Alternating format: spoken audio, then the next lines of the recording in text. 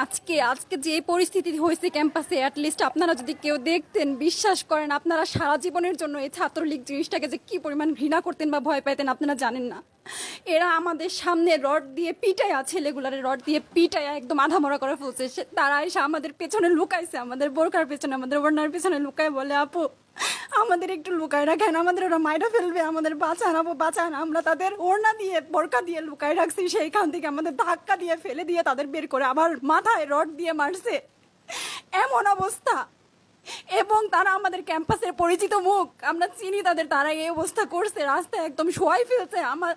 আমাদের হলের মেয়েদের বুকে বড় বড় যে আসতো ইট, এই ইটগুলো বুকে ফেঁকে দিছে, মানে একদম পুরো বুকে লাগছে, এরকম জামা কাপড় ছিঁড়ে ফেলছে, এত বাজে অবস্থা। অথচ আমার ব্যাচমেট, আমরা যাদের সাথে ক্লাস করি, একসাথে বসি, আমি তাদের একটা কথা বলতে দেখি না এগুলো নিয়ে, একটা কথা না। এবং তাদের নিউজ ফিডে গেলে দেখবেন তারা এখন এগুলাই সাপোর্ট করে যাইতেছে, কিচ্ছু বলার নাই। আমি আমি কেমনে যাই এই মানুষগুলোর সাথে, এত বছর ক্লাস করছি, বা আমি আরো 6টা মাস কিভাবে ক্লাস করবো আমি জানি না, আমি সত্যিই জানি না।